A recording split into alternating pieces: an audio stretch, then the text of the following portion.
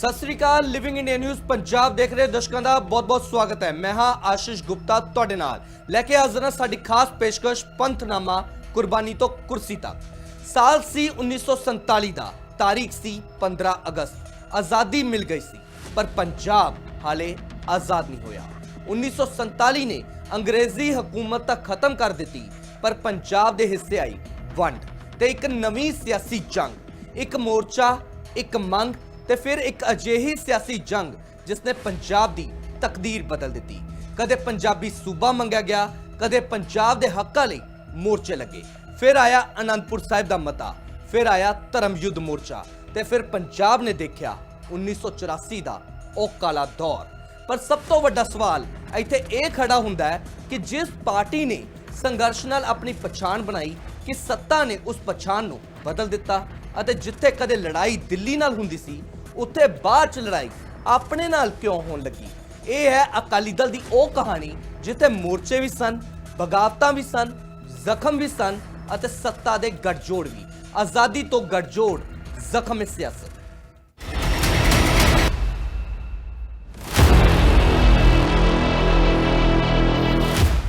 कहानी है उस दौर दी जदों पंजाब ने अपने हिस्से दे अणकई जख्म सहे। एक पासे पंजाबी सूबे दी मंग, दूजे पासे महा पंजाब दा विरोध। किते मोर्चे लगे, किते गिरफ्तारियां हुईयां तां किते सियासत ने अजिहा मोड़ लिया जिते अपने ही अपने सामने खड़े हो गए। जिस अकाली दल ने पंजाब दे हक्कां लई संघर्ष कीता, ओही अकाली दल जदों सत्ता दे दरवाजे तक पहुंचा तां सवाल बदल गए। मोर्चा कौन लावेगा? नहीं। सत्ता कौन चलावेगा? संघर्ष किस लिए? नहीं, कुर्सी किस दी? पंजाबी सूबे तो आनंदपुर साहिब दे मते तक, धर्म युद्ध मोर्चे तो 1984 दे काले दौर तक अते फिर संघर्ष तो गठजोड़ तक। यह सिर्फ अकाली दल दा सियासी सफर नहीं, यह पंजाब दी पंथक सियासत दे उन्हां सफियां दी कहानी है जिन्हां उत्ते जित्तां नालों जख्म ज्यादा डूंगे ने। ते अज पंथनामा च खुलणगे ओही सफे जिथे मोर्चे भी सन, बगावतां भी, सत्ता भी ते सियासत दे ओ समझौते भी जिन्हां ने पंजाब दी तकदीर बदल दी। यह कहानी है संघर्ष तो सत्ता तक अते सत्ता तो सवालां तक दी, यानी आज़ादी तो गठजोड़ तक। आज़ादी तो गठजोड़, जख्म सियासत। 1955 पंजाबी सूबा मोर्चा।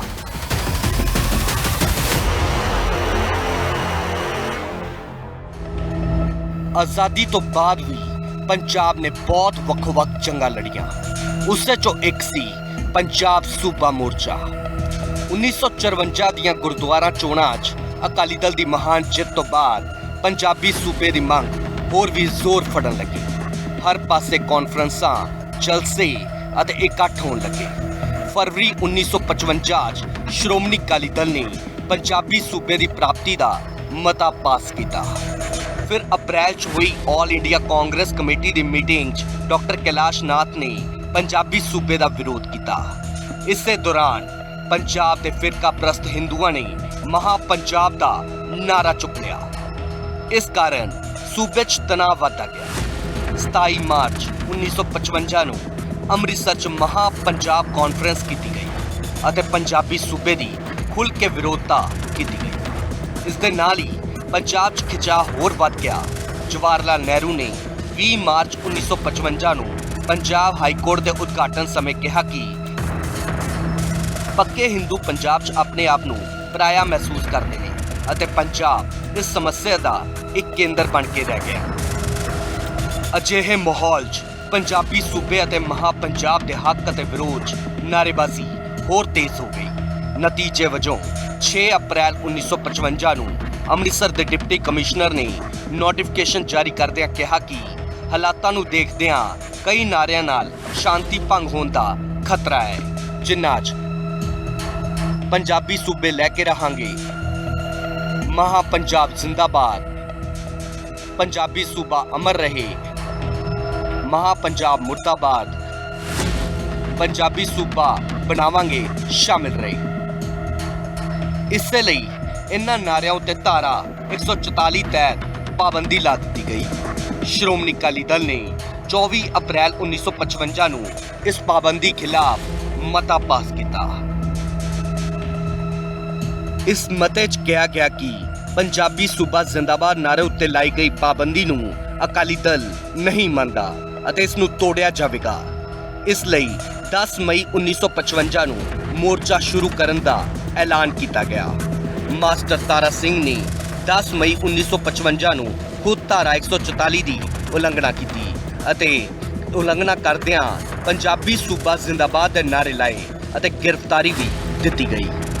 ਉਹਨਾਂ ਦੀ ਗ੍ਰਿਫਤਾਰੀ ਤੋਂ ਬਾਅਦ ਸ਼੍ਰੋਮਣੀ ਅਕਾਲੀ ਦਲ ਦੀ ਵਰਕਿੰਗ ਕਮੇਟੀ ਨੇ ਰੋਜ਼ਾਨਾ ਜੱਥੇ ਭੇਜਣ ਦਾ ਫੈਸਲਾ ਕੀਤਾ। ਹਰ ਰੋਜ਼ ਲਗਭਗ 51 ਸਿੰਘਾਂ ਦਾ ਇੱਕ ਜੱਥਾ ਗ੍ਰਿਫਤਾਰੀ ਦਿੰਦਾ ਸੀ। ਇਹ ਜੱਥੇ ਪੰਜਾਬੀ ਸੂਬਾ ਜ਼ਿੰਦਾਬਾਦ, ਸਿੱਖ ਏਕਤਾ ਜ਼ਿੰਦਾਬਾਦ ਅਤੇ ਸਤਿ ਸ੍ਰੀ ਅਕਾਲ ਦੇ ਨਾਅਰੇ ਲਾਉਂਦੇ ਹੋਏ ਜਾਂਦੇ ਸਨ ਅਤੇ ਮੋਰਚਾ ਲਗਾਤਾਰ ਜਾਰੀ ਰਿਹਾ ਅਤੇ ਇਸ 'ਚ ਅਕਾਲੀ ਦਲ ਦੇ ਪ੍ਰਮੁੱਖ ਆਗੂਆਂ ਅਤੇ ਹਜ਼ਾਰਾਂ ਸਿੱਖਾਂ ਨੇ ਗ੍ਰਿਫਤਾਰੀਆਂ ਦਿੱਤੀਆਂ। ਪੰਜਾਬ ਦੀਆਂ ਜੇਲ੍ਹਾਂ ਪ੍ਰਦਰਸ਼ਨਕਾਰੀਆਂ ਨਾਲ ਭਰ ਚੁੱਕੀਆਂ ਸਨ ਅਤੇ ਹਜ਼ਾਰਾਂ ਸਿੱਖ ਵਲੰਟੀਅਰ ਦਰਬਾਰ ਸਾਹਿਬ ਤੋਂ ਮੋਰਚੇ 'ਚ ਸ਼ਾਮਲ ਹੋਣ ਲਈ ਨਿਕਲ ਰਹੇ ਸਨ ਅਤੇ ਇਸੇ ਨੂੰ ਧਿਆਨ 'ਚ ਰੱਖਦਿਆਂ ਇੱਕ ਨਵਾਂ ਪੁਲਿਸ ਪਲਾਨ ਤਿਆਰ ਹੋਇਆ। 4 ਜੁਲਾਈ 1955 ਨੂੰ ਸਵੇਰੇ 4 ਵਜੇ DIG ਅਸ਼ਵਨੀ ਕੁਮਾਰ ਦੀ ਅਗਵਾਈ ਹੇਠ ਭਾਰੀ ਪੁਲਿਸ ਫੋਰਸ ਜੁੱਤੀਆਂ ਸਮੇਤ ਦਰਬਾਰ ਸਾਹਿਬ ਕੰਪਲੈਕਸ 'ਚ ਦਾਖਲ ਹੋਈ। ਪੁਲਿਸ ਮੁਲਾਜ਼ਮ ਜੁੱਤੀਆਂ ਸਮੇਤ ਪਰਿਕਰਮਾ 'ਚ ਗਏ। ਗੁਰੂ ਰਾਮਦਾਸ ਸਰਾਂ 'ਚ ਛਾਪਾ ਮਾਰਿਆ ਗਿਆ ਅਤੇ ਲੰਗਰ ਸੇਵਾ ਨੂੰ ਜ਼ਬਰਦਸਤੀ ਬੰਦ ਕਰਵਾ ਦਿੱਤਾ ਗਿਆ, ਜਿਸ ਨੂੰ ਸਾਫ਼ ਤੌਰ ਤੇ ਮਰਿਆਦਾ ਦੀ ਉਲੰਘਣਾ ਦੱਸਿਆ ਗਿਆ। ਪਰਿਕਰਮਾ ਤੇ ਦਰਬਾਰ ਸਾਹਿਬ ਕੰਪਲੈਕਸ ਦੇ ਅੰਦਰ ਅਕਾਲੀ ਸਮਰਥਕਾਂ ਨੂੰ ਖਿੰਡਾਉਣ ਲਈ ਅਥਰੂ ਗੈਸ ਦੇ ਗੋਲੇ ਛੱਡੇ ਗਏ, ਜਿਸ ਨਾਲ ਸਿੱਖ ਹਿਰਦਿਆਂ ਨੂੰ ਡੂੰਘੀ ਠੇਸ ਪਹੁੰਚੀ। ਇਹ ਗੋਲੇ ਅੱਜ ਵੀ ਕੇਂਦਰੀ ਸਿੱਖ ਅਜਾਇਬ ਘਰ 'ਚ ਸੰਭਾਲੇ ਹੋਏ ਨੇ। ਇਸ ਮੋਰਚੇ ਮੌਕੇ ਕੁੱਲ 21,000 ਤੋਂ ਵੱਧ ਸਿੱਖਾਂ ਨੂੰ ਗ੍ਰਿਫਤਾਰ ਕੀਤਾ ਗਿਆ। ਹਾਲਾਂਕਿ ਇਸ ਘਟਨਾ ਤੋਂ ਬਾਅਦ ਸਰਕਾਰ ਖਿਲਾਫ ਰੋਸ ਹੋਰ ਵੱਧ ਗਿਆ। ਆਲਮ ਹੈ ਕਿ ਵੱਧਦੇ ਦਬਾਅ ਕਾਰਨ ਪੰਜਾਬ ਸਰਕਾਰ ਨੂੰ 12 ਜੁਲਾਈ 1955 ਨੂੰ ਪੰਜਾਬੀ ਸੂਬੇ ਦੇ ਨਾਅਰਿਆਂ ਤੋਂ ਪਾਬੰਦੀ ਹਟਾਉਣੀ ਪਈ। ਸਿੱਖ ਜਗਤ ਦੇ ਭਾਰੀ ਵਿਰੋਧ ਕਾਰਨ ਤਤਕਾਲੀ ਕਾਂਗਰਸੀ ਮੁੱਖ ਮੰਤਰੀ ਭੀਮ ਸੈਨ ਸੱਚਰ ਨੂੰ ਖੁਦ ਅਕਾਲ ਤਖਤ ਸਾਹਿਬ ਪੇਸ਼ ਹੋ ਕੇ ਸੰਗਤ ਸਾਹਮਣੇ ਸਰਕਾਰ ਵੱਲੋਂ ਕੀਤੀ ਗਈ ਇਸ ਬੇਅਦਬੀ ਲਈ ਲਿਖਤੀ ਅਤੇ ਜਨਤਕ ਮਾਫੀ ਮੰਗਣੀ ਪਈ। ਇਸ ਮਾਫੀ ਕਾਰਨ ਸਿਆਸੀ ਹਲਕਿਆਂ 'ਚ ਹਲਚਲ ਮਚ ਗਈ ਅਤੇ ਬਾਅਦ 'ਚ ਉਹਨਾਂ ਨੂੰ ਮੁੱਖ ਮੰਤਰੀ ਦੀ ਕੁਰਸੀ ਵੀ ਛੱਡਣੀ ਪਈ। ਇਸ ਮੋਰਚੇ ਨੇ ਸਿੱਖ ਸਿਆਸਤ ਨੂੰ ਨਵੀਂ ਦਿਸ਼ਾ ਦਿੱਤੀ। ਮਾਸਟਰ ਤਾਰਾ ਸਿੰਘ ਦੇ ਨਾਲ ਸੰਤ ਫਤਿਹ ਸਿੰਘ ਵਰਗੇ ਲੀਡਰ ਇਸ ਅੰਦੋਲਨ ਰਾਹੀਂ ਵੱਡੇ ਸਿੱਖ ਨੇਤਾ ਵਜੋਂ ਉੱਭਰੇ। ਇਹ ਮੋਰਚਾ ਪੰਜਾਬੀ ਬੋਲਦੇ ਰਾਜ ਦੀ ਨੀਂਹ ਬਣਿਆ ਅਤੇ ਮਾਸਟਰ ਤਾਰਾ ਸਿੰਘ ਦੀ ਅਗਵਾਈ ਹੇਠ ਸ਼੍ਰੋਮਣੀ ਅਕਾਲੀ ਦਲ ਨੇ ਮੰਗ ਕੀਤੀ ਕਿ ਪੰਜਾਬੀ ਬੋਲਣ ਵਾਲੇ ਇਲਾਕਿਆਂ ਨੂੰ ਮਿਲਾ ਕੇ ਇੱਕ ਪੰਜਾਬੀ ਸੂਬਾ ਬਣਾਇਆ ਜਾਵੇ। ਤਤਕਾਲੀ ਕੇਂਦਰ ਸਰਕਾਰ ਅਤੇ ਪੰਜਾਬ ਦੇ ਕੁਝ ਗੈਰ ਪੰਜਾਬੀ ਸੰਗਠਨਾਂ ਨੇ ਇਸ ਮੰਗ ਦਾ ਪੁਰਜ਼ੋਰ ਵਿਰੋਧ ਕੀਤਾ, ਜਿਸ ਕਾਰਨ ਭਾਸ਼ਾ ਦੇ ਮੁੱਦੇ ਨੇ ਸਿਆਸੀ ਅਤੇ ਫਿਰਕੂ ਰੂਪ ਧਾਰਨ ਕਰ ਲਿਆ। ਸਰਕਾਰ ਨੇ ਪੰਜਾਬ ਨੂੰ ਦੋ ਹਿੱਸਿਆਂ ਪੰਜਾਬੀ ਖੇਤਰ ਅਤੇ ਹਿੰਦੀ ਖੇਤਰ 'ਚ ਵੰਡ ਕੇ ਰੀਜਨਲ ਫਾਰਮੂਲਾ ਲਾਗੂ ਕੀਤਾ, ਪਰ ਇਹ ਫਾਰਮੂਲਾ ਪੂਰਨ ਤੌਰ ਤੇ ਅਸਫਲ ਸਾਬਿਤ ਹੋਇਆ ਕਿਉਂਕਿ ਇਸ ਨੂੰ ਸਹੀ ਤਰੀਕੇ ਨਾਲ ਲਾਗੂ ਨਹੀਂ ਕੀਤਾ ਗਿਆ। 1960 ਦੇ ਦਹਾਕੇ 'ਚ ਸੰਤ ਫਤਿਹ ਸਿੰਘ ਨੇ ਅੰਦੋਲਨ ਦੀ ਕਮਾਨ ਸੰਭਾਲੀ। ਉਹਨਾਂ ਨੇ ਇਸ ਮੋਰਚੇ ਨੂੰ ਪੂਰੇ ਤਰੀਕੇ ਨਾਲ ਭਾਸ਼ਾਈ ਅਤੇ ਧਰਮ ਨਿਰਪੱਖ ਰੂਪ ਦਿੱਤਾ, ਜਿਸ ਨਾਲ ਅੰਦੋਲਨ ਨੂੰ ਹੋਰ ਮਜ਼ਬੂਤੀ ਮਿਲੀ। ਉਹਨਾਂ ਨੇ ਮੰਗਾਂ ਮਨਵਾਉਣ ਲਈ ਮਰਨ ਵਰਤ ਰੱਖਣ ਦਾ ਵੀ ਐਲਾਨ ਕੀਤਾ। 1960 ਦੀਆਂ ਗੁਰਦੁਆਰਾ ਚੋਣਾਂ। ਸ਼੍ਰੋਮਣੀ ਗੁਰਦੁਆਰਾ ਪ੍ਰਬੰਧਕ ਕਮੇਟੀ ਦੀਆਂ ਚੋਣਾਂ 1947 ਚ ਹੋਈਆਂ ਅਤੇ ਨਾਗੋਕੇ ਗਰੁੱਪ ਦਾ ਕਬਜ਼ਾ ਹੋ ਗਿਆ। ਸਰਕਾਰ ਨੇ 7 ਸਾਲ ਚੋਣਾਂ ਨਾ ਕਰਵਾਈਆਂ, ਪਰ ਰੌਲਾ ਪੈਣ ਤੇ ਫਿਰ 1954 ਚ ਚੋਣਾਂ ਕਰਵਾਈਆਂ ਗਈਆਂ, ਜਿਸ ਦੇ ਨਤੀਜੇ ਮਾਸਟਰ ਤਾਰਾ ਸਿੰਘ ਅਤੇ ਅਕਾਲੀ ਦਲ ਦੇ ਹੱਕ 'ਚ ਗਏ। ਅਕਾਲੀ ਦਲ ਨੂੰ ਮਹਾਨ ਜਿੱਤ ਪ੍ਰਾਪਤ ਹੋਈ। ਫਿਰ ਗਿਆਨੀ ਕਰਤਾਰ ਸਿੰਘ, ਕਾਂਗਰਸ, ਕਮਿਊਨਿਸਟ ਅਤੇ ਹੋਰ ਸਾਰੇ ਲੀਡਰ ਮਾਸਟਰ ਤਾਰਾ ਸਿੰਘ ਅਤੇ ਅਕਾਲੀ ਦਲ ਦੇ ਮੁਖਾਲਿਫ ਇਕੱਠੇ ਹੋ ਗਏ ਅਤੇ 16 ਨਵੰਬਰ 1958 ਨੂੰ ਮਾਸਟਰ ਤਾਰਾ ਸਿੰਘ ਨੂੰ ਹਾਰ ਦਿੱਤੀ। ਹਿੰਦੂ, ਕਾਂਗਰਸੀ ਅਤੇ ਕਮਿਊਨਿਸਟ ਸਾਰੇ ਹੀ ਬਹੁਤ ਖੁਸ਼ ਹੋਏ ਅਤੇ ਇਹ ਬਿਆਨ ਆਏ ਕਿ ਇਹ ਹਾਰ ਪੰਜਾਬੀ ਸੂਬੇ ਦੀ ਹਾਰ ਹੈ ਅਤੇ ਹੁਣ 17 ਜਨਵਰੀ 1960 ਨੂੰ ਮੁੜ ਤੋਂ ਚੋਣਾਂ ਦਾ ਐਲਾਨ ਹੋਇਆ। ਪੰਜਾਬੀ ਸੂਬੇ ਦਾ ਸਵਾਲ ਮਾਸਟਰ ਜੀ ਅਤੇ ਅਕਾਲੀ ਦਲ ਲਈ ਮਹੱਤਵਪੂਰਨ ਸਵਾਲ ਸੀ। 7 ਮਈ 1959 ਨੂੰ ਅਕਾਲੀ ਦਲ ਨੇ ਐਲਾਨ ਕੀਤਾ ਕਿ ਅਕਾਲੀ ਦਲ ਗੁਰਦੁਆਰਾ ਚੋਣਾਂ ਪੰਜਾਬੀ ਸੂਬੇ ਦੇ ਸਵਾਲ ਤੇ ਲੜੇਗਾ। ਮਾਸਟਰ ਤਾਰਾ ਸਿੰਘ ਦੇ ਮਾਮਲੇ ਤੇ ਸੀ ਜੋ ਕਹਿੰਦੇ ਸੀ ਜੋ ਪੰਥਕ ਨਹੀਂ ਉਮਰੀ ਸਿਆਸਤ ਨਹੀਂ, ਔਰ ਪੰਜਾਬ ਨੂੰ ਵੀ ਨਾਲ ਲੈ ਕੇ ਤੁਰਦੇ ਸੀ ਕਿਉਂਕਿ ਪੰਜਾਬ ਜਿਹੜਾ ਹੈ ਹੀ ਗੁਰੂ ਦੇ ਨਾਲ ਜਿਹੜਾ ਗੁਰਮਤਿ ਜਿਹੜੀ ਪੰਜਾਬ ਨੂੰ ਨਾਲ ਲੈ ਕੇ ਤੁਰਦੇ ਸਾਰੇ ਪੰਜਾਬੀ ਇਕੱਠੇ ਸਨ। ਦੂਸਰੇ ਪਾਸੇ ਗਿਆਨੀ ਕਰਤਾਰ ਸਿੰਘ ਦਾ ਕਾਂਗਰਸ ਦਾ ਸਾਧ ਸੰਗਤ ਬੋਰਡ ਅਤੇ ਤੀਜੀ ਪਾਰਟੀ ਦੇਸ਼ ਭਗਤ ਪਾਰਟੀ ਮਾਸਟਰ ਜੀ ਤੇ ਅਕਾਲੀ ਦਲ ਨੂੰ ਹਰਾਉਣ ਵਾਸਤੇ ਅਤੇ ਨਾਲ ਹੀ ਪੰਜਾਬੀ ਸੂਬੇ ਦੇ ਸਵਾਲ ਦੇ ਵਿਰੋਧ ਚੋਣ ਲੜ ਰਹੇ ਸਨ। ਗਿਆਨੀ ਕਰਤਾਰ ਸਿੰਘ ਸਰਕਾਰੀ ਮਦਦ ਸਮੇਤ ਮੈਦਾਨ 'ਚ ਨਿੱਤਰ ਚੁੱਕਿਆ ਸੀ। ਇਸ ਸਮੇਂ 14 ਜਨਵਰੀ ਨੂੰ ਹੁਕਮ ਸਿੰਘ ਨੇ ਪਾਰਲੀਮੈਂਟ ਤੋਂ ਅਸਤੀਫਾ ਦੇਣ ਦੀ ਪੇਸ਼ਕਸ਼ ਕੀਤੀ ਅਤੇ ਕਿਹਾ ਕਿ ਮਾਸਟਰ ਤਾਰਾ ਸਿੰਘ ਗੁਰਦੁਆਰਾ ਚੋਣਾਂ 'ਚ ਹਟ ਜਾਏ। ਉਸ ਵੇਲੇ ਵੀ ਸ਼੍ਰੋਮਣੀ ਕਮੇਟੀ ਕਾਂਗਰਸ ਦੇ ਪ੍ਰਭਾਵ ਹੇਠ ਸੀ। ਉਹ ਸਟੇਜ ਵੀ ਮਾਸਟਰ ਤਾਰਾ ਸਿੰਘ ਅਤੇ ਅਕਾਲੀ ਦਲ ਦੇ ਖਿਲਾਫ ਸੀ। ਠੀਕ ਇਸ ਮਾਹੌਲ 'ਚ 23 ਦਸੰਬਰ 1959 ਨੂੰ ਬੰਬੇ ਸੂਬੇ ਨੂੰ ਗੁਜਰਾਤ ਅਤੇ ਮਹਾਰਾਸ਼ਟਰ ਸੂਬਿਆਂ 'ਚ ਵੰਡਣ ਦਾ ਐਲਾਨ ਕੀਤਾ ਗਿਆ, ਜਿਸ ਦਾ ਨਤੀਜਾ ਇਹ ਨਿਕਲਿਆ ਕਿ ਪੰਜਾਬ ਹੀ ਇੱਕ ਵਿਤਕਰੇ ਵਾਲਾ ਸੂਬਾ ਸਾਰੇ ਹਿੰਦੁਸਤਾਨ 'ਚ ਰਹਿ ਗਿਆ, ਜਿਸ ਨੂੰ ਬੋਲੀ ਦੇ ਆਧਾਰ ਤੇ ਨਹੀਂ ਵੰਡਿਆ ਗਿਆ। ਇਸ ਦਾ ਅਸਰ ਵੀ ਅਕਾਲੀ ਦਲ ਦੇ ਹੱਕ 'ਚ ਪਿਆ। ਅਕਾਲੀ ਦਲ ਨੇ ਪੰਜਾਬੀ ਸੂਬੇ ਅਤੇ ਮਹਾਰਾਸ਼ਟਰ ਨਾਲ ਇਸ ਦਾ ਮੁਕਾਬਲਾ ਕਰਦਿਆਂ ਪ੍ਰਚਾਰ ਵੱਧ ਤੋਂ ਵੱਧ ਕੀਤਾ। ਫੈਸਲਾ ਕੁਨ ਮੋੜ ਜਦੋਂ 1965 ਦੀ ਜੰਗ ਛਿੜੀ ਤਾਂ ਅਕਾਲੀ ਆਗੂਆਂ ਨੇ ਦੇਸ਼ ਵਿੱਚ ਆਪਣਾ ਮੋਰਚਾ ਮੁਲਤਵੀ ਕਰ ਦਿੱਤਾ ਅਤੇ ਭਾਰਤੀ ਫੌਜ ਦਾ ਡਟ ਕੇ ਸਾਥ ਦਿੱਤਾ। ਸਿੱਖਾਂ ਦੀ ਦੇਸ਼ ਭਗਤੀ ਅਤੇ ਕੁਰਬਾਨੀ ਨੂੰ ਦੇਖਦੇ ਹੋਏ ਜੰਗ ਤੋਂ ਬਾਅਦ ਤਤਕਾਲੀ ਪ੍ਰਧਾਨ ਮੰਤਰੀ ਲਾਲ ਬਹਾਦਰ ਸ਼ਾਸਤਰੀ ਨੇ ਇਸ ਮੰਗ ਉੱਤੇ ਵਿਚਾਰ ਕਰਨ ਲਈ ਹੁਕਮ ਸਿੰਘ ਕਮੇਟੀ ਯਾਨੀ ਕਿ ਸੰਸਦੀ ਕਮੇਟੀ ਦਾ ਗਠਨ ਕੀਤਾ। ਸ਼ਾਸਤਰੀ ਜੀ ਦੇ ਅਕਾਲ ਚਲਾਣੇ ਤੋਂ ਬਾਅਦ ਪ੍ਰਧਾਨ ਮੰਤਰੀ ਇੰਦਰਾ ਗਾਂਧੀ ਨੇ ਮਾਰਚ 1966 'ਚ ਪੰਜਾਬੀ ਸੂਬੇ ਦੀ ਮੰਗ ਨੂੰ ਅਧਿਕਾਰਤ ਤੌਰ ਤੇ ਪ੍ਰਵਾਨਗੀ ਦਿੱਤੀ। ਦੇਖੋ, ਪਹਿਲੀ ਗੱਲ ਤਾਂ ਇਹ ਹੈ ਕਿ ਅਕਾਲੀਆਂ ਨੇ ਕਦੇ ਪੰਜਾਬੀ ਸੂਬੇ ਦੀ ਮੰਗ ਹੀ ਨਹੀਂ। ਦੇਸ਼ ਦੇ ਪ੍ਰਧਾਨ ਮੰਤਰੀ ਜਵਾਹਰ ਲਾਲ ਨੇ ਕਲਕੱਤੇ ਵਿੱਚ ਪੰਡਿਤ ਜਵਾਹਰ ਲਾਲ ਨੇ ਕਲਕੱਤੇ ਇੱਕ ਪ੍ਰੈਸ ਕਾਨਫਰੰਸ ਵਿੱਚ ਕਿਹਾ ਸੀ ਕਿ ਦੇਸ਼ ਦੀ ਤਰੱਕੀ ਲਈ ਛੋਟੇ ਸੂਬੇ ਬਣਾਉਣ ਦੀ ਜ਼ਰੂਰਤ ਹੈ। ਇਹ ਬਿਆਨ ਜਵਾਹਰ ਲਾਲ ਨਹਿਰੂ ਨੇ ਦਿੱਤਾ ਸੀ। ਫਿਰ ਭਾਰਤ ਦੀ ਪਾਰਲੀਮੈਂਟ ਦੇ ਅੰਦਰ ਪੰਡਿਤ ਜਵਾਹਰ ਲਾਲ ਨਹਿਰੂ ਨੇ ਇੱਕ ਮਤਾ ਪੇਸ਼ ਕੀਤਾ ਕਿ ਭਾਸ਼ਾ ਦੇ ਆਧਾਰ ਤੇ ਸੂਬੇ ਬਣਾਏ ਜਾਣਗੇ। ਉਦੋਂ ਦੇਸ਼ ਵਿੱਚ 14 ਭਾਸ਼ਾਵਾਂ ਮੰਨੀਆਂ ਗਈਆਂ ਸੀ। ਮਰਾਠੀ ਮੰਨੀ ਗਈ, ਬੰਗਾਲੀ ਮੰਨੀ ਗਈ, ਸਾਮੀ ਮੰਨੀ ਗਈ, ਹੋਰ ਭਾਸ਼ਾਵਾਂ ਮੰਨੀਆਂ ਗਈਆਂ। ਪੰਜਾਬੀ ਬੋਲੀ ਦਾ ਕਿਤੇ ਜ਼ਿਕਰ ਨਹੀਂ ਸੀ। ਅਕਾਲੀਆਂ ਨੇ ਫਿਰ ਇੱਕ ਰੈਜੂਲੇਸ਼ਨ ਦਿੱਤਾ ਸੀ ਕਿ ਜੇ ਭਾਸ਼ਾ ਦੇ ਆਧਾਰ ਤੇ ਸੂਬੇ ਬਣਾਉਣੇ ਨੇ ਫਿਰ ਪੰਜਾਬੀ ਬੋਲੀ ਦੇ ਆਧਾਰ ਤੇ ਵੀ ਸੂਬੇ ਬਣਾਏ ਜਾਣੇ ਚਾਹੀਦੇ ਨੇ। ਮਰਾਠੀ ਬਣੀ, ਮਹਾਰਾਸ਼ਟਰ ਬਣਿਆ, ਮਹਾਰਾਸ਼ਟਰ ਨੇ ਕੋਈ ਸਟਰਗਲ ਨਹੀਂ ਕੀਤੀ। ਅਸਾਮ ਬਣਿਆ, ਕੋਈ ਸਟਰਗਲ ਨਹੀਂ ਕੀਤੀ। ਤਾਮਿਲਨਾਡੂ ਬਣਿਆ, ਕੋਈ ਸਟਰਗਲ ਨਹੀਂ ਕੀਤੀ। ਬੰਗਾਲ ਬਣਿਆ, ਕੋਈ ਸਟਰਗਲ ਨਹੀਂ ਕੀਤੀ।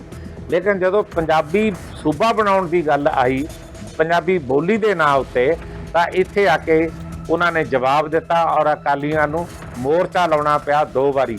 ਪਹਿਲਾ ਮੋਰਚਾ ਲਾਇਆ 1971 ਦੀ, ਮਤਲਬ ਆਪਣਾ ਜੰਗ ਆ ਗਈ 62 ਦੀ, ਫਿਰ ਦੁਆਰੇ ਲਾਇਆ, ਫਿਰ ਮਤਲਬ ਜਾ ਕੇ ਇੰਦਰਾ ਗਾਂਧੀ ਨੇ ਫਿਰ ਜਾ ਕੇ ਪੰਜਾਬੀ ਸੂਬੇ ਦੀ ਮੰਗ ਜਿਹੜੀ ਮੰਨੀ ਗਈ। ਧੜੇਬੰਦੀ ਤੋਂ ਸੱਤਾ ਤੱਕ। ਹਾਲਾਂਕਿ ਬਦਲਦੇ ਦੌਰ ਦੇ ਨਾਲ ਬਦਲਦੇ ਸਮੇਂ 'ਚ ਪੰਜਾਬ ਦੀ ਪੰਥਕ ਸਿਆਸਤ ਕਾਫੀ ਗਰਮਾਉਣ ਲੱਗੀ।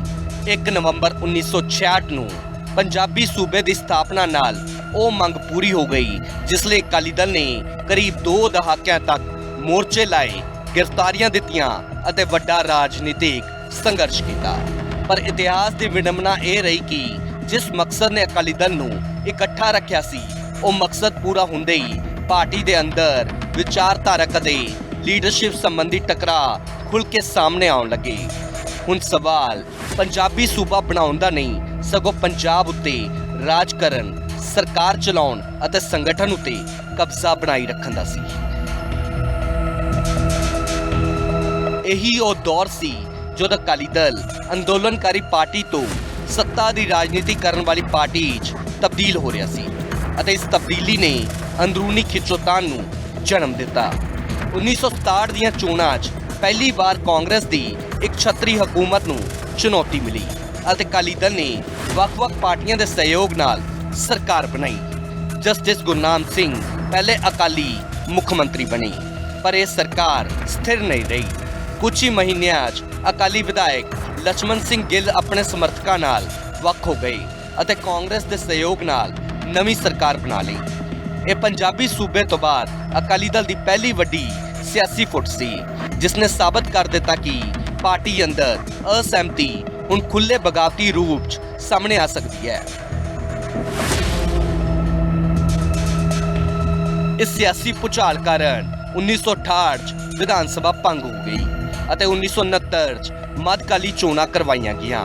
ਇਨ੍ਹਾਂ ਚੋਣਾਂ 'ਚ ਅਕਾਲੀ ਦਲ 43 ਸੀਟਾਂ ਨਾਲ ਸਭ ਤੋਂ ਵੱਡੀ ਪਾਰਟੀ ਬਣਿਆ ਅਤੇ ਜਨਸੰਘ, ਕਮਿਊਨਿਸਟ ਅਤੇ ਆਜ਼ਾਦ ਵਿਧਾਇਕਾਂ ਦੇ ਸਹਿਯੋਗ ਨਾਲ ਜਸਟਿਸ ਗੁਰਨਾਮ ਸਿੰਘ ਨੇ 17 ਫਰਵਰੀ 1969 ਨੂੰ ਮੁੜ ਤੋਂ ਮੁੱਖ ਮੰਤਰੀ ਵਜੋਂ ਸਹੁੰ ਚੁੱਕੀ, ਪਰ ਸਰਕਾਰ ਬਣਨ ਨਾਲ ਅੰਦਰੂਨੀ ਮਤਭੇਦ ਖਤਮ ਨਹੀਂ ਹੋਏ।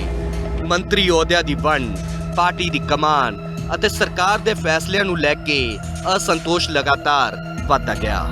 1970 'ਚ ਜਸਟਿਸ ਗੁਰਨਾਮ ਸਿੰਘ ਦੀ ਸਰਕਾਰ ਡਿੱਗ ਗਈ ਅਤੇ 27 ਮਾਰਚ 1970 ਨੂੰ ਪ੍ਰਕਾਸ਼ ਸਿੰਘ ਬਾਦਲ ਪਹਿਲੀ ਵਾਰ ਪੰਜਾਬ ਦੇ ਮੁੱਖ ਮੰਤਰੀ ਬਣੇ। ਉਹ ਉਸ ਸਮੇਂ ਦੇਸ਼ ਦੇ ਸਭ ਤੋਂ ਨੌਜਵਾਨ ਮੁੱਖ ਮੰਤਰੀਆਂ 'ਚ ਇੱਕ ਸਨ। ਉਹਨਾਂ ਨੇ ਪ੍ਰਸ਼ਾਸਨ ਨੂੰ ਮਜ਼ਬੂਤ ਕਰਨ ਅਤੇ ਅਕਾਲੀ ਦਲ ਨੂੰ ਇਕਜੁੱਟ ਰੱਖਣ ਦੀ ਕੋਸ਼ਿਸ਼ ਕੀਤੀ, ਪਰ ਪਾਰਟੀ ਅੰਦਰ ਧੜੇਬੰਦੀ ਹੋਰ ਤੇਜ਼ ਹੋ ਗਈ।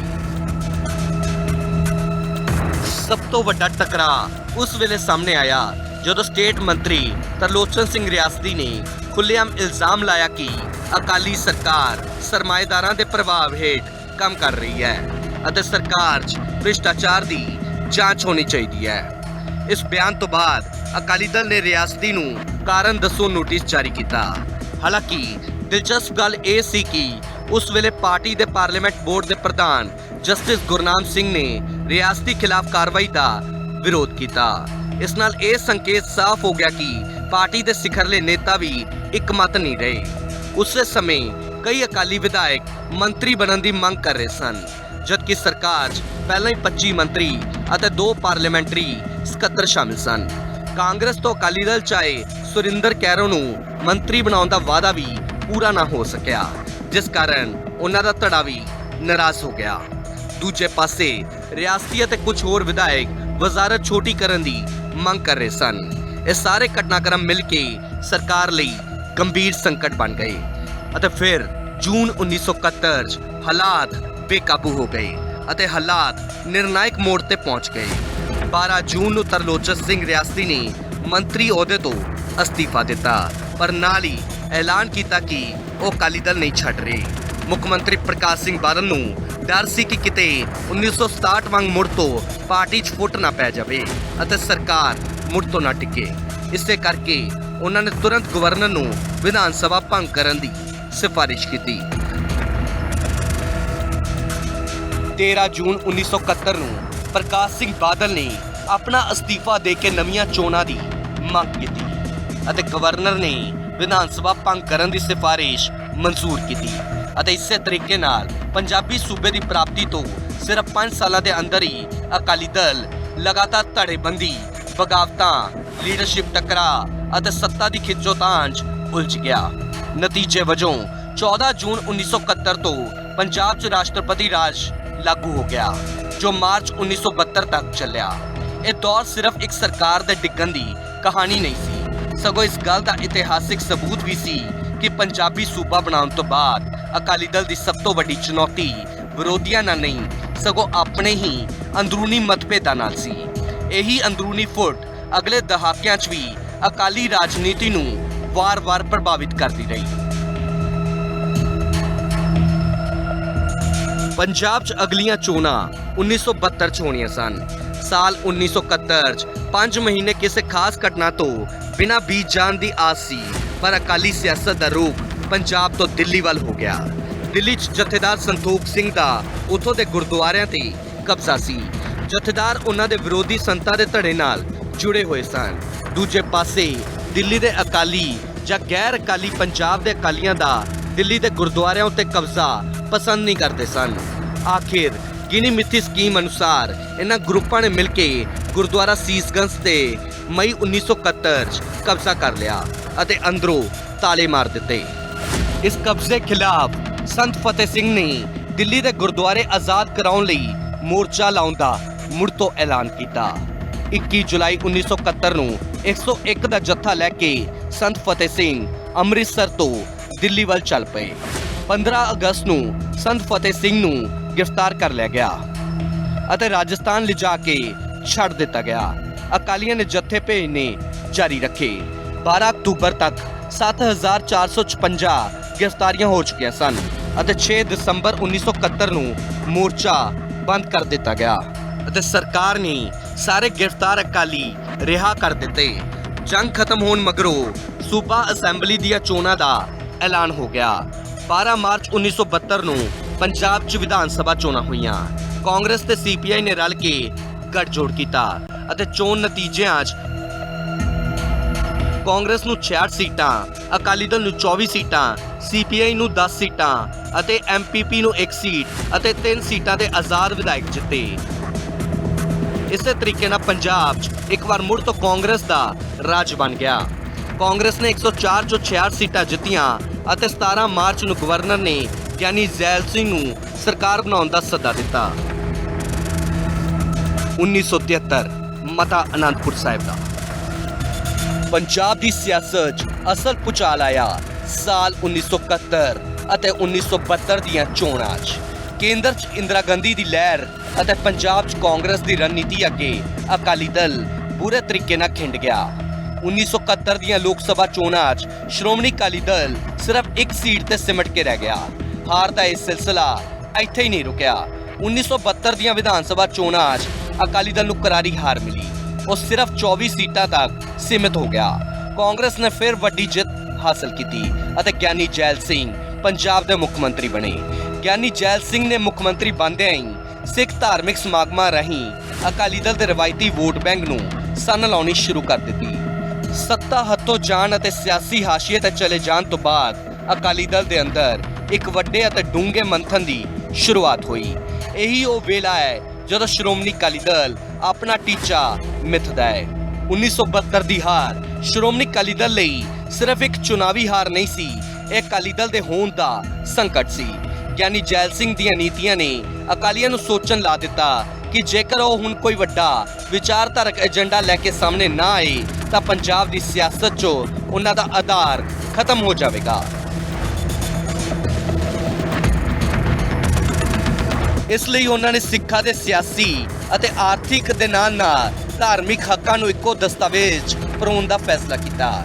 ਇਸ ਸਿਆਸੀ ਸੰਕਟ ਅਤੇ ਨਿਰਾਸ਼ਾ 'ਚੋਂ ਬਾਹਰ ਨਿਕਲਣ ਲਈ 11 ਦਸੰਬਰ 1972 ਨੂੰ ਅਕਾਲੀ ਦਲ ਦੇ ਪ੍ਰਧਾਨ ਵੱਲੋਂ ਇੱਕ 12 ਮੈਂਬਰੀ ਸਬ ਕਮੇਟੀ ਦਾ ਗਠਨ ਕੀਤਾ ਗਿਆ। ਇਸ ਹਾਈ ਲੈਵਲ ਕਮੇਟੀ ਦੀ ਕਮਾਨ ਸੁਰਜੀਤ ਸਿੰਘ ਬਰਨਾਲਾ ਨੂੰ ਸੌਂਪੀ ਗਈ। ਇਸ ਕਮੇਟੀ 'ਚ ਪੰਥ ਦੇ ਸਿਰਮੌਰ ਅਤੇ ਤਿੱਖਣ ਬੁੱਧੀ ਵਾਲੇ ਆਗੂ ਸ਼ਾਮਿਲ ਸਨ, ਜਿਨ੍ਹਾਂ ਸ਼੍ਰੋਮਣੀ ਕਮੇਟੀ ਦੇ ਪ੍ਰਧਾਨ ਜਥੇਦਾਰ ਗੁਰਚਰਨ ਸਿੰਘ ਟੌੜਾ, ਜੀਵਨ ਸਿੰਘ ਉਮਰਾ ਨੰਗਲ ਅਤੇ ਕਈ ਹੋਰ ਦਿੱਗਜ ਲੀਡਰ ਸ਼ਾਮਿਲ ਸਨ। ਇਸ ਕਮੇਟੀ ਦਾ ਮੁੱਖ ਕੰਮ ਸੀ ਕਿ ਅਜਿਹੀ ਨੀਤੀਆਂ ਅਤੇ ਪ੍ਰੋਗਰਾਮ ਤਿਆਰ ਕਰਨਾ ਜੋ ਨਾ ਸਿਰਫ ਪੰਜਾਬ ਦੇ ਮਸਲਿਆਂ ਨੂੰ ਚੁੱਕਣ ਬਲਕਿ ਸੰਵਿਧਾਨ ਦੇ ਦਾਇਰੇ 'ਚ ਰਹਿ ਕੇ ਸੂਬਿਆਂ ਦੀ ਖੁਦ ਮੁਖਤਿਆਰੀ ਦੀ ਗੱਲ ਵੀ ਕਰਨ। ਅੰਮ੍ਰਿਤਸਰ ਅਤੇ ਚੰਡੀਗੜ੍ਹ ਦੀਆਂ ਬੰਦ ਕਮਰਾ ਮੀਟਿੰਗਾਂ 'ਚ ਕਈ ਮਹੀਨਿਆਂ ਤੱਕ ਬਹਿਸ ਹੋਈ। ਇਸ ਮਤੇ ਦਾ ਅਸਲ ਖਰੜਾ ਯਾਨੀ ਡਰਾਫਟ ਤਿਆਰ ਕਰਨ 'ਚ ਪ੍ਰਸਿੱਧ ਸਿੱਖ ਵਿਚਾਰਕ, ਲੇਖਕ ਅਤੇ ਸਾਬਕਾ ICS ਅਫਸਰ ਸਰਦਾਰ ਕਪੂਰ ਸਿੰਘ ਨੇ ਸਭ ਤੋਂ ਅਹਿਮ ਭੂਮਿਕਾ ਨਿਭਾਈ। ਉਹਨਾਂ ਨੇ ਇਸ ਮਤੇ 'ਚ ਸਿੱਖਾਂ ਨੂੰ ਇੱਕ ਇਤਿਹਾਸਿਕ ਸਿਆਸੀ ਕੰਮ ਵਜੋਂ ਪੇਸ਼ ਕੀਤਾ ਅਤੇ ਖਾਲਸਾ ਦੇ ਬੋਲਬਾਲ ਲਈ ਇੱਕ ਮਜ਼ਬੂਤ ਸਿਆਸੀ ਢਾਂਚੇ ਦੀ ਵਕਾਲਤ ਕੀਤੀ। ਇਹ ਮਤਾ ਸਿਰਫ ਸਿਆਸੀ ਮੰਗਾਂ ਦਾ ਬੁਲੰਦਾ ਨਹੀਂ ਸੀ, ਬਲਕਿ ਇਹ ਪੰਜਾਬ ਦੀ ਆਰਥਿਕਤਾ ਨੂੰ ਮਜ਼ਬੂਤ ਕਰਨ ਦਾ ਇੱਕ ਪੂਰਾ ਰੋਡ ਮੈਪ ਸੀ।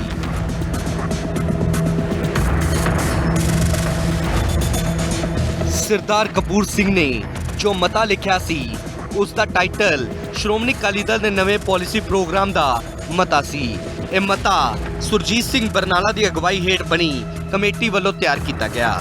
ਸਰਦਾਰ ਕਪੂਰ ਸਿੰਘ ਨੇ ਆਪਣੇ ਹੱਥੀਂ ਇਹ ਮਤਾ ਲਿਖਿਆ। ਇੱਥੇ ਇਸ ਮਤੇ ਦੀ ਵਿਆਖਿਆ ਕਰਨੀ ਇਸ ਲਈ ਜ਼ਰੂਰੀ ਹੈ ਕਿਉਂਕਿ ਇਹੀ ਮਤਾ ਅੱਗੇ ਜਾ ਕੇ ਸੋਧ ਦੇ ਨਾਲ ਆਲ ਇੰਡੀਆ ਅਕਾਲੀ ਕਾਨਫਰੰਸ ਪਾਸ ਕੀਤਾ ਜਾਂਦਾ ਹੈ। ਸ਼ੁਰੂਆਤ 'ਚ ਮਤਾ ਹੁੰਦਾ ਹੈ ਕਿ ਖਾਲਸਾ ਪੰਥ ਦਾ ਵਿਦਿਅਕ ਨਿਸ਼ਾਨਾ ਜਿਸ ਸਿੱਖ ਕੌਮ ਨੂੰ ਜਾਗਰੂਕ ਕਰਨ ਦਾ ਟੀਚਾ ਹੈ ਅਤੇ ਇਸ ਮਤੇ 'ਚ ਪੇਂਡੂ ਅਤੇ ਪਛੜੇ ਵਰਗ ਦੇ ਵਿਦਿਆਰਥੀਆਂ ਲਈ ਉੱਚ ਵਿੱਦਿਆ ਪ੍ਰਾਪਤੀ ਦੀ ਵੀ ਗੱਲ ਹੈ। ਜਿਵੇਂ ਕਿ ਅਸੀਂ ਪਹਿਲਾਂ ਗੱਲ ਕਰ ਰਹੇ ਸੀ ਕਿ ਸਿੱਖਾਂ ਦੀ ਰਾਜਸੀ ਇੱਛਾ ਸ਼ਕਤੀ ਅੰਗਰੇਜ਼ਾਂ ਦੇ ਆਉਣ ਤੋਂ ਬਾਅਦ ਮੱਧਮ ਹੋਈ, ਪਰ ਉਹ ਚਿਨਕ ਲੱਗੀ ਰਹੀ। ਅਨੰਦਪੁਰ ਸਾਹਿਬ ਦੇ ਮਤੇ 'ਚ ਇਸ ਦਾ ਜ਼ਿਕਰ ਮਿਲਦਾ ਹੈ। ਮਤੇ ਦਾ ਇੱਕ ਹੋਰ ਟਾਈਟਲ ਹੈ ਸਿੱਖ ਪੰਥ ਦਾ ਰਾਜਸੀ ਨਿਸ਼ਾਨਾ। ਸ਼੍ਰੋਮਣੀ ਅਕਾਲੀ ਦਲ ਦਾ ਰਾਜਸੀ ਨਿਸ਼ਾਨਾ ਨਿਸ਼ਚਿਤ ਤੌਰ ਤੇ ਸਾਹਿਬ ਦਸਮ ਪਾਤਸ਼ਾਹ ਦੇ ਹੁਕਮਾਂ, ਸਿੱਖ ਇਤਿਹਾਸ ਦੇ ਪੰਨਿਆਂ ਅਤੇ ਖਾਲਸਾ ਪੰਥ ਦੇ ਮਨ ਅੰਦਰ ਉਕਰਿਆ ਚਲਿਆ ਆ ਰਿਹਾ ਹੈ ਅਤੇ ਜਿਸ ਦਾ ਮਨੋਰਥ ਖਾਲਸਾ ਜੀ ਦੇ ਬੋਲਬਾਲੇ ਹੈ। ਖਾਲਸਾ ਜੀ ਦੇ ਇਸ ਜਨਮ ਸਿੱਧ ਅਧਿਕਾਰ ਨੂੰ ਦ੍ਰਿਸ਼ਟੀਮਾਨ ਕਰਨ ਲਈ ਲੋੜੀਂਦੇ ਦੇਸ਼ ਕਾਲ ਅਤੇ ਰਾਜਸੀ ਵਿਧਾਨ ਦੀ ਸਿਰਜਣਾ ਪ੍ਰਾਪਤੀ ਸ਼੍ਰੋਮਣੀ ਅਕਾਲੀ ਦਲ ਦੇ ਬੁਨਿਆਦੀ ਢਾਂਚੇ ਦੀ ਨੀਂਹ ਹੈ। ਉਹਨਾਂ ਨੇ ਸਿੱਖਾਂ ਦੇ ਬੋਲਬਾਲੇ ਦੀ ਗੱਲ ਜਿਹੜੀ ਕੀਤੀ ਹੈ, ਹਰ ਇੱਕ ਕਮਿਊਨਿਟੀ ਆਪਦੇ ਬਾਰੇ ਕਰਦੀ ਹੈ। ਉਹਦੇ 'ਚ ਕੋਈ ਵੱਡੀ ਗੱਲ ਨਹੀਂ ਸੀ। ਉਹ ਤਾਂ ਇੱਕ ਭੂਮਿਕਾ ਰੱਖੀ ਸੀ ਵੀ ਸਿੱਖਾਂ ਦੇ ਬੋਲਬਾਲੇ ਮੇਨ ਜੋ ਤੁਹਾਡਾ ਕਲਚਰਲ ਲੈਵਲ ਦੀ ਜਿਹੜੀ ਹੋਂਦ ਹੈ, ਸੱਭਿਆਚਾਰਕ ਹੋਂਦ ਹੈ ਅਤੇ ਤੁਹਾਡਾ ਇੱਕ ਵੱਖਰੀ ਪਛਾਣ ਹੈ ਅਤੇ ਤੁਸੀਂ ਉਸ ਨੂੰ ਕਾਇਮ ਰੱਖਣਾ ਅਤੇ ਉਹਨੂੰ ਬਣਾ ਕੇ ਰੱਖਣਾ ਹੈ। ਇਹਦਾ ਮਤਲਬ ਬੋਲਬਾਲੇ ਹੈ। ਅਤੇ ਜਿਹੜੀ ਹੁਣ ਇੰਡੀਆ ਦੇ ਵਿੱਚ ਗੱਲਬਾਤ ਚੱਲ ਰਹੀ ਹੈ, ਇੰਡੀਆ ਦੇ ਆਜ਼ਾਦ ਹੋਇਆ ਜਿਉਂ 47 ਦੇ ਵਿੱਚ 1947 'ਚ, ਉਹਦੇ ਵਿੱਚ ਜਿਹੜੇ ਸਾਡੇ ਉਸ ਵੇਲੇ ਦੇ ਵੱਡੀ ਲੀਡਰਸ਼ਿਪ ਸੀ ਕਾਂਗਰਸ ਦੀ, ਉਹਨਾਂ ਦਾ ਇਹ ਸੀਗਾ ਵੀ ਦੇਸ਼ ਬਹੁਤ ਵੱਡਾ ਹੈ ਅਤੇ ਇਹ ਇੰਨਾ ਵੱਡਾ ਦੇਸ਼ ਹੈ ਅਤੇ ਇਹਨੂੰ ਇਕੱਠਾ ਰੱਖਣਾ ਮੁਸ਼ਕਿਲ ਹੈ। ਸਬ ਕੰਟੀਨੈਂਟ ਐਕਚੁਅਲੀ ਇਹ ਸਬ ਕੰਟੀਨੈਂਟ ਹੈ, ਇੰਡੀਅਨ ਸਬ ਕੰਟੀਨੈਂਟ ਹੈ, ਜਿਹਨੂੰ ਇਹ ਦੇਸ਼ ਆਜ਼ਾਦੀ ਤੋਂ ਬਾਅਦ 47 ਤੋਂ ਬਾਅਦ ਦੇਸ਼ ਦਾ ਜਾਂ ਇੱਕ ਭਾਰਤੀ ਕੌਮੀਅਤ ਦਾ ਜਿਹੜਾ ਇਹ ਉਸ ਰੂਪ 'ਚ ਜਿਹਨੂੰ ਅਸੀਂ ਅੰਗਰੇਜ਼ੀ ਵਿੱਚ ਕਹਿੰਦੇ ਹਾਂ ਨੇਸ਼ਨ ਬਿਲਡਿੰਗ, ਨੇਸ਼ਨ ਖੜੀ ਕਰਨਾ ਚਾਹੁੰਦੇ ਸੀ, ਨੇਸ਼ਨ ਸਟੇਟ। ਉਹਦੇ ਵਿੱਚ ਫਿਰ ਇਹ ਜਿਹੜੀ ਇਸ ਕਿਸਮ ਦੀਆਂ ਗੱਲਾਂ ਸੀਗੀਆਂ, ਇਹ ਉਹਨਾਂ ਨੂੰ ਲੱਗਿਆ ਵੀ ਇਹ ਸਾਡੇ ਉਸ ਪ੍ਰੋਸੈਸ ਦੇ ਵਿੱਚ ਢਿੱਕਾ ਲੱਗਦੀਆਂ। ਫਿਰ ਇਹਨਾਂ ਨੇ ਜਾਣਬੁੱਝ ਕੇ ਉਸ ਨੂੰ ਪ੍ਰਾਪੋਗੰਡਾ ਵੀ ਕੀਤਾ, ਉਹਦੇ ਵਿਰੁੱਧ ਗਲਤ, ਅਤੇ ਉਸ ਨੂੰ ਬਹੁਤ ਵੱਡੇ ਲੈਵਲ 'ਤੇ ਪ੍ਰਚਾਰਿਆ ਵੀ ਇਹ ਇੱਕ ਵੱਖਵਾਦੀ ਗੱਲਬਾਤ ਹੈ। ਕਈ ਮਹੀਨਿਆਂ ਦੇ ਮੰਥਨ ਤੋਂ ਬਾਅਦ ਉਹ ਇਤਿਹਾਸਿਕ ਦਿਨ ਆਇਆ 16 ਅਤੇ 17 ਅਕਤੂਬਰ 1973। ਸਥਾਨ ਸ਼੍ਰੀ ਖਾਲਸਾ ਪੰਥ ਦੀ ਜਨਮ ਭੂਮੀ ਅਨੰਦਪੁਰ ਸਾਹਿਬ। ਇੱਥੇ ਸ਼੍ਰੋਮਣੀ ਅਕਾਲੀ ਦਲ ਦੀ ਵਰਕਿੰਗ ਕਮੇਟੀ ਦੀ ਮੀਟਿੰਗ ਹੋਈ, ਜਿੱਥੇ ਇਸ ਪਾਲਿਸੀ ਪ੍ਰੋਗਰਾਮ ਨੂੰ ਸਰਵਸੰਮਤੀ ਨਾਲ ਪਾਸ ਕਰ ਦਿੱਤਾ ਗਿਆ। ਪਵਿੱਤਰ ਧਰਤੀ ਤੇ ਪਾਸ ਹੋਣ ਕਾਰਨ ਇਸ ਨੂੰ ਨਾਮ ਮਿਲਿਆ ਮਤਾ ਅਨੰਦਪੁਰ ਸਾਹਿਬ ਦਾ। ਹਾਲਾਂਕਿ ਇਸ ਮਤੇ ਨੂੰ ਤੁਰੰਤ ਵੱਡੀ ਕੌਮੀ ਚਰਚਾ ਨਹੀਂ ਮਿਲੀ, ਕਿਉਂਕਿ 1975 'ਚ ਪੂਰੇ ਮੁਲਕ ਅੰਦਰ ਐਮਰਜੈਂਸੀ ਲਾ ਦਿੱਤੀ ਗਈ। ਪਰ ਐਮਰਜੈਂਸੀ ਖਤਮ ਹੋਣ ਤੋਂ ਬਾਅਦ ਜਦੋਂ 1977 'ਚ ਅਕਾਲੀ ਦਲ ਨੇ ਮੁੜ ਪੰਜਾਬ 'ਚ ਸਰਕਾਰ ਬਣਾਈ ਤਾਂ ਇਸ ਮਤੇ ਨੂੰ 28 ਅਗਸਤ 1977 ਨੂੰ ਜਨਰਲ ਹਾਊਸ ਵੱਲੋਂ ਪ੍ਰਵਾਨਗੀ ਦਿੱਤੀ ਗਈ ਅਤੇ ਅਕਤੂਬਰ 1978 'ਚ ਲੁਧਿਆਣਾ ਵਿਖੇ ਹੋਈ 18ਵੀਂ ਆਲ ਇੰਡੀਆ ਅਕਾਲੀ ਕਾਨਫਰੰਸ ਇਸ ਨੂੰ ਵਧੇਰੇ ਵਿਸਥਾਰ ਅਤੇ ਨਵੇਂ ਰੂਪ 'ਚ ਅਪਣਾਇਆ ਗਿਆ। ਇਹ ਉਹ ਦੌਰ ਸੀ ਜਦੋਂ 1975 ਦੀ ਐਮਰਜੈਂਸੀ ਤੋਂ ਬਾਅਦ ਕੇਂਦਰ 'ਚ ਜਨਤਾ ਪਾਰਟੀ ਦੀ ਸਰਕਾਰ ਬਣੀ ਸੀ ਅਤੇ ਪੰਜਾਬ 'ਚ ਪ੍ਰਕਾਸ਼ ਸਿੰਘ ਬਾਦਲ ਦੀ ਅਗਵਾਈ ਹੇਠ ਸਰਕਾਰ ਚੱਲ ਰਹੀ ਸੀ। 1973 'ਚ ਪਾਸ ਹੋਏ ਮਤੇ ਨੂੰ ਇਸ ਕਾਨਫਰੰਸ 'ਚ ਇੱਕ ਨਵਾਂ ਅਤੇ ਵਿਸ਼ਾਲ ਰੂਪ ਦਿੱਤਾ ਗਿਆ। ਜਥੇਦਾਰ ਜਗਦੇਵ ਸਿੰਘ ਤਲਵੰਡੀ ਦੀ ਪ੍ਰਧਾਨਗੀ ਹੇਠ ਹੋਈ ਇਸ ਕਾਨਫਰੰਸ 'ਚ ਸ਼੍ਰੋਮਣੀ ਕਮੇਟੀ ਪ੍ਰਧਾਨ ਜਥੇਦਾਰ ਗੁਰਚਰਨ ਸਿੰਘ ਟੌੜਾ ਨੇ ਮਤਾ ਨੰਬਰ 1 ਪੇਸ਼ ਕੀਤਾ, ਜਿਸ ਦਾ ਸਮਰਥਨ ਖੁਦ ਮੁੱਖ ਮੰਤਰੀ ਪ੍ਰਕਾਸ਼ ਸਿੰਘ ਬਾਦਲ ਨੇ ਕੀਤਾ। ਹਾਲਾਂਕਿ ਇਸ ਕਾਨਫਰੰਸ ਰਾਹੀਂ ਅਕਾਲੀ ਦਲ ਨੇ ਇਹ ਸਾਫ਼ ਕਰ ਦਿੱਤਾ ਕਿ ਅਨੰਦਪੁਰ ਸਾਹਿਬ ਦਾ ਮਤਾ ਸਿਰਫ ਪੰਜਾਬ ਜਾਂ ਸਿੱਖਾਂ ਤੱਕ ਸੀਮਿਤ ਨਹੀਂ ਹੈ, ਬਲਕਿ ਇਹ ਭਾਰਤ ਦੇ ਸਾਰੇ ਸੂਬਿਆਂ ਨੂੰ ਅਸਲੀ ਫੈਡਰਲਿਜ਼ਮ ਅਤੇ ਖੁਦ ਮੁਖਤਿਆਰੀ ਦੇਣ ਦਾ ਇੱਕ ਕੌਮੀ ਪੱਧਰ ਦਾ ਖੜਾ ਹੈ। ਇਸ ਤੋਂ ਬਾਅਦ ਪੰਜਾਬ ਦੀਆਂ ਸਿਆਸੀ ਅਤੇ ਪੰਥਕ ਸਫਾਂ 'ਚ ਅਨੰਦਪੁਰ ਸਾਹਿਬ ਮਤੇ ਦੀ ਗੂੰਜ ਸੁਣਾਈ ਦੇਣ ਲੱਗੀ, ਜਿਸ ਦੇ ਪੰਜਾਬ ਦੇ ਅਸਲ ਮੁੱਦਿਆਂ ਦਾ ਜ਼ਿਕਰ ਹੋਣ ਲੱਗਿਆ ਅਤੇ ਇਸ ਦੇ ਵਿਚਾਲੀ ਸਾਲ 1978 'ਚ ਅੰਮ੍ਰਿਤਸਰ 'ਚ ਅਜਿਹੀ ਘਟਨਾ ਵਾਪਰੀ ਜਿਸ ਨੇ ਸਭ ਨੂੰ ਹਿਲਾ ਕੇ ਰੱਖ ਦਿੱਤਾ, ਜਿਸ ਨੂੰ ਨਿਰੰਕਾਰੀ ਕਾਂਡ ਦੇ ਤੌਰ ਤੇ ਵੀ ਜਾਣਿਆ ਜਾਂਦਾ ਹੈ। 13 ਅਪ੍ਰੈਲ 1978 ਨੂੰ ਅੰਮ੍ਰਿਤਸਰ 'ਚ ਖੂਨੀ ਸਾਕਾ ਹੋਇਆ। ਦਰਅਸਲ ਅੰਮ੍ਰਿਤਸਰ 'ਚ ਨਿਰੰਕਾਰੀ ਸੰਮੇਲਨ ਰੱਖਿਆ ਗਿਆ ਸੀ, ਜਿਸ ਦੇ ਮੁਖੀ ਗੁਰਬਚਨ ਸਿੰਘ ਨੇ ਸੰਬੋਧਨ ਕਰਨਾ ਸੀ, ਪਰ ਜਥੇਬੰਦੀਆਂ ਨੇ ਸਮਾਗਮ ਰੱਦ ਕਰਨ ਦੀ ਮੰਗ ਕੀਤੀ। ਜਦੋਂ ਇਹ ਮੰਗ ਪੂਰੀ ਨਾ ਹੋਈ ਤਾਂ ਸਮਾਗਮ ਦੇ ਵਿਰੋਧ ਦਾ ਐਲਾਨ ਕਰ ਦਿੱਤਾ ਗਿਆ। ਸ਼੍ਰੀ ਅਕਾਲ ਤਖਤ ਸਾਹਿਬ ਉੱਤੇ ਵੱਡਾ ਇਕੱਠ ਹੋਇਆ। ਵਿਰੋਧ ਵਜੋਂ ਸਮਾਗਮ ਵੱਲ ਜੱਥਾ ਭੇਜਿਆ ਗਿਆ। ਦਮਦਮੀ ਟਕਸਾਲ ਅਤੇ ਅਖੰਡ ਕੀਰਤੀ ਜਥੇ ਨੇ ਸਿੱਧੀ ਤੌਰ ਤੇ ਸਮਾਗਮ ਦਾ ਵਿਰੋਧ ਕੀਤਾ। ਇਸੇ ਦੌਰਾਨ ਖੂਨੀ ਟਕਰਾਅ ਹੋਇਆ, ਜਿਸ 'ਚ 16 ਲੋਕ ਮਾਰੇ ਗਏ, 13 ਸਿੱਖ ਅਤੇ 3 ਨਿਰੰਕਾਰੀਆਂ ਦੀ ਜਾਨ ਚਲੀ ਗਈ। ਇਸ ਦੇ ਬਾਅਦ ਸ਼੍ਰੀ ਅਕਾਲ ਤਖਤ ਸਾਹਿਬ ਨੇ ਹੁਕਮਨਾਮਾ ਜਾਰੀ ਕੀਤਾ। ਸਿੱਖਾਂ ਨੂੰ ਨਿਰੰਕਾਰੀਆਂ ਦਾ ਬਾਈਕਾਟ ਕਰਨ ਦਾ ਹੁਕਮ ਦਿੱਤਾ ਗਿਆ। ਐਮਰਜੈਂਸੀ ਦੀ ਤਾਨਾਸ਼ਾਹੀ ਦੇਖ ਚੁੱਕੀਆਂ ਹੋਰਨਾਂ ਪਾਰਟੀਆਂ ਨੇ ਵੀ ਇਸ ਦਾ ਸਮਰਥਨ ਕੀਤਾ। ਸਾਲ 1980 'ਚ ਕੇਂਦਰ 'ਚ ਇੰਦਰਾ ਗਾਂਧੀ ਦੀ ਵਾਪਸੀ ਹੋਈ ਅਤੇ ਪੰਜਾਬ 'ਚ ਵੀ ਕਾਂਗਰਸ ਦੀ ਸਰਕਾਰ ਬਣੀ। ਇੱਥੋਂ ਹੀ ਕੇਂਦਰ ਅਤੇ ਅਕਾਲੀ ਲੀਡਰਸ਼ਿਪ 'ਚ ਟਕਰਾਅ ਵੱਧਦਾ ਗਿਆ। ਸੈਂਟਰ ਦੇ ਵਿੱਚ ਮੋਸਟਲੀ ਸਰਕਾਰਾਂ ਪਹਿਲੇ 30 ਸਾਲ ਕਾਂਗਰਸ ਦੀਆਂ ਰਹੀਆਂ। ਕਾਂਗਰਸ ਦੀਆਂ ਸਟੇਟਸ ਦੇ ਵਿੱਚ ਵੀ ਉਹਨਾਂ ਦਾ ਰਾਜ ਹੁੰਦਾ ਸੀ ਤੇ ਸੈਂਟਰ 'ਚ ਵੀ ਉਹਨਾਂ ਦਾ ਰਾਜ ਹੁੰਦਾ ਸੀ। ਖਾਸ ਕਰਕੇ ਇੰਦਰਾ ਗਾਂਧੀ ਵੇਲੇ 67 ਤੋਂ ਲੈ ਕੇ 69 ਤੱਕ 7 ਗਵਰਨਮੈਂਟਾਂ ਡੇਗੀਆਂ। ਜਦੋਂ ਇੰਦਰਾ ਗਾਂਧੀ ਫੇਰ ਦੁਬਾਰਾ ਪਾਵਰ 'ਚ ਆਈ 70 ਤੋਂ 74 ਤੱਕ, ਉਹਦੇ 'ਚ 19 ਸਰਕਾਰਾਂ, ਚੁਣੀਆਂ ਹੋਈਆਂ ਸਰਕਾਰਾਂ ਉਹਨਾਂ ਨੇ ਡੇਗ ਕੇ ਆਪਣੇ ਬੰਦੇ ਬਣਾਏ, ਸਾਰਾ ਕੁਝ ਕੀਤਾ। ਕਾਂਗਰਸ ਨੇ ਫਿਰ ਇੰਨੀ, ਜਦੋਂ ਇੱਥੇ ਵੀ ਪੰਜਾਬ 'ਚ ਵੀ ਇਹੀ ਐਕਸਪੀਰੀਅੰਸ ਹੋਇਆ, ਪੈਪਸੂ ਦੀ ਸਰਕਾਰ ਉਹਨਾਂ ਨੇ ਬਣਾਉਣ ਨਾ ਦਿੱਤੀ ਸਾਰੀ। ਉਹਦੇ ਵਿੱਚ ਕਾਂਗਰਸ ਨੇ ਜਾਣਬੁੱਝ ਕੇ ਕਰਕੇ ਆਪਣਾ ਬੰਦਾ ਆਪਣਾ ਕਾਂਗਰਸ ਦਾ ਲੈਣ ਦਾ। ਇਸੇ ਤਰੀਕੇ ਨਾਲ ਜਦੋਂ ਪੰਜਾਬੀ ਸੂਬੇ ਵਿੱਚ ਬਾਦਲ ਬਣਿਆ, ਉਹਨੂੰ ਪਹਿਲਾਂ ਗੁਰਨਾਮ ਸਿੰਘ ਬਣਿਆ, ਉਹਨੂੰ ਲਾ ਕੇ ਫਿਰ ਲక్ష్మణ ਸਿੰਘ ਕਾਂਗਰਸ ਦੀ ਸਪੋਰਟ ਨਾਲ ਬਣਾਤਾ। ਇਸ ਕਰਕੇ ਜਿਹੜੇ ਗਵਰਨਰਾਂ ਦੇ ਰਾਹੀਂ ਸਰਕਾਰਾਂ ਤੋੜੀਆਂ ਜਾਂਦੀਆਂ ਸੀ। ਨਾਰਾ ਤੇ ਦੇ ਦੇਣਾ ਅਕਾਲ ਤਖਤ ਮਹਾਨ ਹੈ, ਸਿੱਖ ਪੰਥ ਦੀ ਸ਼ਾਨ। ਪਰ ਉਸੇ ਅਕਾਲ ਤਖਤ ਤੋਂ 78 'ਚ ਆਪਾਂ ਸੌਹਾਂ ਚੱਕ ਕੇ ਪਿੱਛੇ ਹਟੇ, ਨਿਰੰਕਾਰੀਆਂ ਨਾਲ ਸਮਝੌਤੇ ਕੀਤੇ। ਨਿਰੰਕਾਰੀਆਂ ਨੇ ਚਿੱਠੀਆਂ ਲਿਖੀਆਂ ਕਿ ਸਾਨੂੰ ਨੋਟ ਤੇ ਵੋਟ ਦੋਵੇਂ ਚਾਹੀਦੇ ਨੇ, ਉਹ ਮੈਂ ਛਾਪੀਆਂ ਹੀ ਆ। ਕੋਈ ਉਹ ਕਹਿ ਦੇ ਵੀ ਨਕਲੀ ਨੇ ਤਾਂ ਆਪਾਂ ਉਹ 'ਤੇ ਵਿਚਾਰ ਕਰ ਸਕਦੇ ਹਾਂ, ਪਰ ਨਕਲੀ ਕੋਈ ਨਹੀਂ ਹੈ। ਧਰਮ ਯੁੱਧ ਮੋਰਚਾ 1980 ਦੇ ਦਹਾਕੇ 'ਚ ਇਹ ਮਤਾ ਪੰਜਾਬ ਦੀ ਸਿਆਸਤ ਦਾ ਸਭ ਤੋਂ ਵੱਡਾ ਧੁਰਾ ਬਣਿਆ। ਇਸ ਦੌਰਾਨ ਪੰਜਾਬ ਸੰਬੰਧੀ ਮੰਗਾਂ ਨੇ ਹੋਰ ਜ਼ੋਰ ਫੜਿਆ।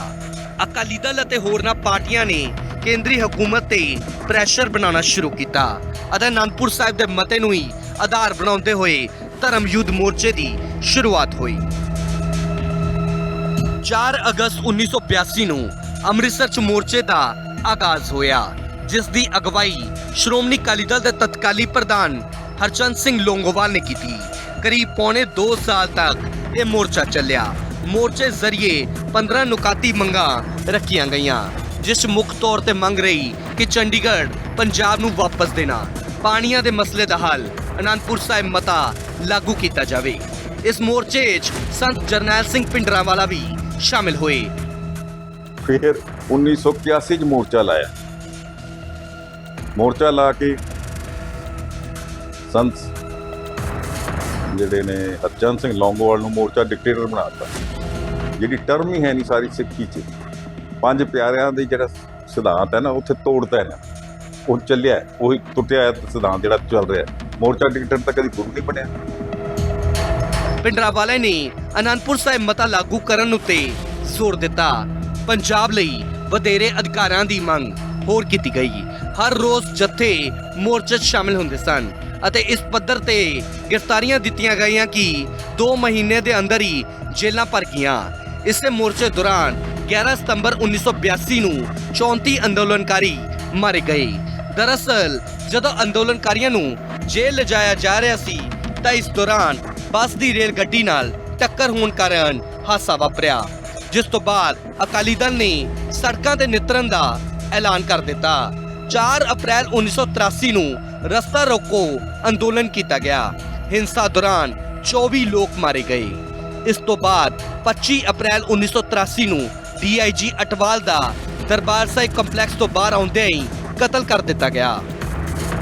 ਅਕਤੂਬਰ 1983 'ਚ ਢਿਲਵਾਂ ਬੱਸ ਕਾਂਡ ਵਾਪਰਿਆ। ਜਦੋਂ ਬੱਸ ਕਾਂਡ ਦੌਰਾਨ 6 ਹਿੰਦੂ ਮਾਰੇ ਗਏ। ਇਸ ਤੋਂ ਬਾਅਦ ਪੰਜਾਬ 'ਚ ਕਾਂਗਰਸ ਦੀ ਦਰਬਾਰਾ ਸਿੰਘ ਸਰਕਾਰ ਨੂੰ ਭੰਗ ਕਰ ਦਿੱਤਾ ਗਿਆ। ਇਸੇ ਦੌਰਾਨ ਸੰਤ ਜਰਨੈਲ ਸਿੰਘ ਭਿੰਡਰਾਂਵਾਲੇ ਨੇ ਵੀ ਆਪਣੇ ਵੱਖਰੇ ਅੰਦਾਜ਼ ਸਿੱਖ ਮੰਗਾਂ ਲਈ ਆਵਾਜ਼ ਬੁਲੰਦ ਕੀਤੀ ਅਤੇ ਬਾਅਦ 'ਚ ਉਹ ਦਰਬਾਰ ਸਾਹਿਬ ਕੰਪਲੈਕਸ ਗੁਰੂ ਨਾਨਕ ਨਿਵਾਸ ਵਿਖੇ ਆ ਕੇ ਰਹਿਣ ਲੱਗੇ। ਪੰਜਾਬ 'ਚ ਹਿੰਸਾ ਦੀਆਂ ਘਟਨਾਵਾਂ ਹੋਰ ਜ਼ੋਰ ਫੜਨ ਲੱਗੀਆਂ। ਅਕਾਲੀ ਮੋਰਚਾ ਅਤੇ ਕੇਂਦਰ ਸਰਕਾਰ ਵਿਚਕਾਰ ਕਈ ਦੌਰ ਦੀ ਗੱਲਬਾਤ ਬੇਸਿੱਟਾ ਰਹੀ। ਅਕਤੂਬਰ 1983 'ਚ ਪੰਜਾਬ 'ਚ ਰਾਸ਼ਟਰਪਤੀ ਸ਼ਾਸਨ ਲਾਗੂ ਕਰ ਦਿੱਤਾ ਗਿਆ ਅਤੇ ਦਰਬਾਰਾ ਸਿੰਘ ਦੀ ਸਰਕਾਰ ਡੇਗ ਦਿੱਤੀ ਗਈ। 84 ਦਾ ਕਾਲਾ ਦੌਰ। ਇਹ ਦੌਰ ਪੰਜਾਬ ਅਤੇ ਪੰਥਕ ਸਿਆਸਤ ਲਈ ਬੇहद ਦੁਖਦਾਈ ਰਿਹਾ। 84 ਚ ਆਪਰੇਸ਼ਨ ਬਲੂ ਸਟਾਰ ਅਤੇ ਦਿੱਲੀ ਸਮੇਤ ਦੇਸ਼ ਭਰ 'ਚ ਹੋਏ ਸਿੱਖ ਵਿਰੋਧੀ ਦੰਗਿਆਂ ਨੇ ਸੂਬੇ ਦੇ ਸਿਆਸੀ ਅਤੇ ਸਮਾਜਿਕ ਤਾਣੇ-ਬਾਣੇ ਨੂੰ ਹਿਲਾ ਕੇ ਰੱਖ ਦਿੱਤਾ।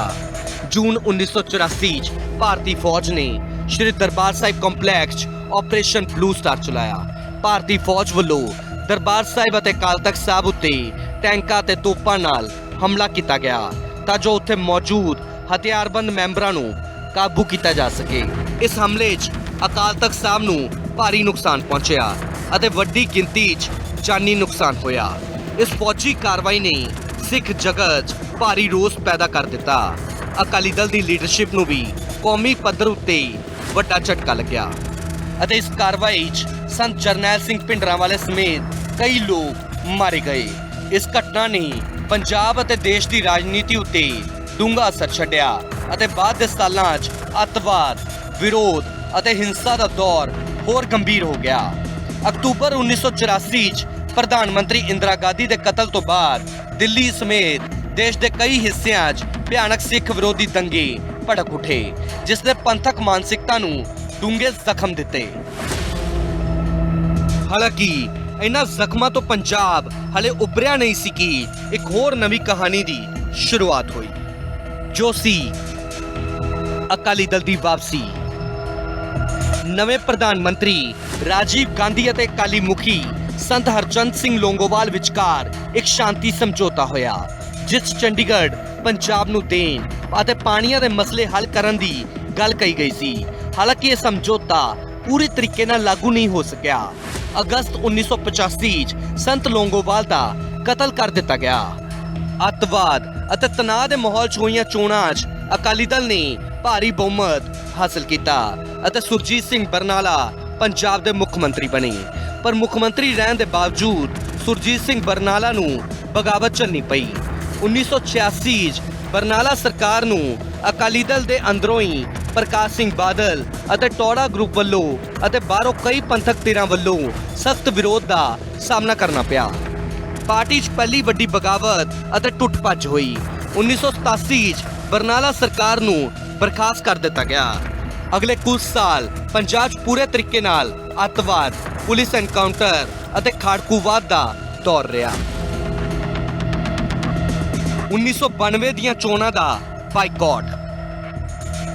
1992 'ਚ ਜਦੋਂ ਪੰਜਾਬ 'ਚ ਚੋਣਾਂ ਹੋਈਆਂ ਤਾਂ ਮੁੱਖ ਧਾਰਾ ਦੇ ਅਕਾਲੀ ਦਲ ਪ੍ਰਕਾਸ਼ ਸਿੰਘ ਬਾਦਲ ਗਰੁੱਪ ਨੇ ਡਰ ਅਤੇ ਹਾਲਾਤ ਕਾਰਨ ਚੋਣਾਂ ਦਾ ਬਾਈਕਾਟ ਕੀਤਾ।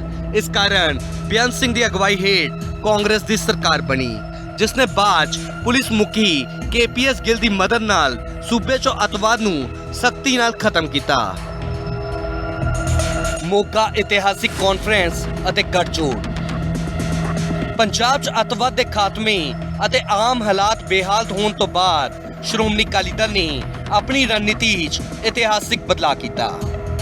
ਮੋਗਾ ਦੀ ਕਾਨਫਰੰਸ ਪ੍ਰਕਾਸ਼ ਸਿੰਘ ਬਾਦਲ ਦੀ ਅਗਵਾਈ ਹੇਠ ਪਾਰਟੀ ਨੇ ਆਪਣੇ ਆਪ ਨੂੰ ਸਿਰਫ ਸਿੱਖਾਂ ਦੀ ਪਾਰਟੀ ਤੱਕ ਸੀਮਿਤ ਰੱਖਣ ਦੀ ਬਜਾਏ ਸਾਰੇ ਧਰਮਾਂ ਤੇ ਵਰਗਾਂ ਦੀ ਸਾਂਝੀ ਖੇਤਰੀ ਪਾਰਟੀ ਯਾਨੀ ਪੰਜਾਬੀਅਤ ਦੇ ਆਧਾਰ ਉੱਤੇ ਖੜੇ ਕਰਨ ਦਾ ਐਲਾਨ ਕੀਤਾ। ਇਸੇ ਦੌਰ 'ਚ ਪਾਰਟੀ ਨੇ BJP ਨਾਲ ਸਿਆਸੀ ਗੱਠਜੋੜ ਕੀਤਾ, ਜਿਸ ਨੇ ਅੱਗੇ ਚੱਲ ਕੇ 97 'ਚ ਅਕਾਲੀ ਦਲ ਨੂੰ ਭਾਰੀ ਬਹੁਮਤ ਨਾਲ ਸੱਤਾ 'ਚ ਵਾਪਸ ਲਿਆਂਦਾ। ਪਰ ਇਹ ਕਹਾਣੀ ਇੱਥੇ ਖਤਮ ਨਹੀਂ ਹੁੰਦੀ।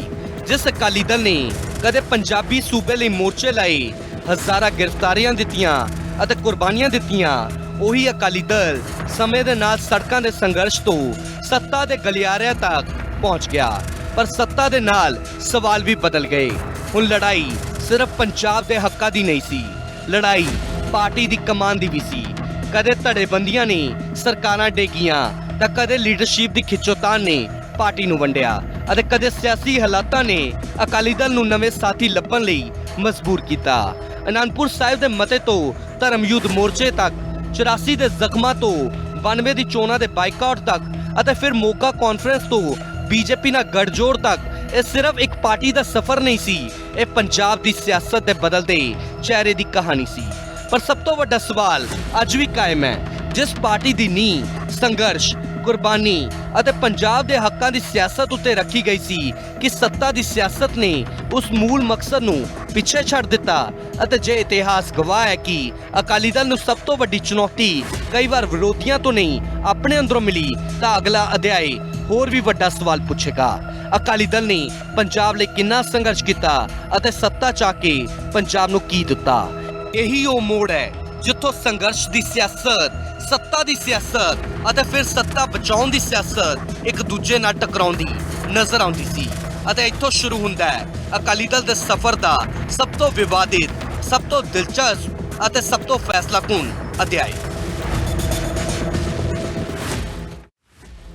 ਖੈਰ, ਗੱਠਜੋੜ ਤਾਂ ਹੋ ਗਿਆ, ਇਹ ਕਹਾਣੀ ਇੱਥੇ ਖਤਮ ਨਹੀਂ ਹੁੰਦੀ, ਕਿਉਂਕਿ 1996 ਤੋਂ ਬਾਅਦ ਪੰਜਾਬ ਦੀ ਪੰਥਕ ਸਿਆਸਤ ਨੇ ਉਹ ਦੌਰ ਵੇਖਿਆ ਜਿਸਨੇ ਅਕਾਲੀ ਦਲ ਦੇ ਅੰਦਰੋਂ ਲੈ ਕੇ ਪੰਥ ਦੇ ਵਿਹੜੇ ਤੱਕ ਸਭ ਕੁਝ ਹਿਲਾ ਕੇ ਰੱਖ ਦਿੱਤਾ।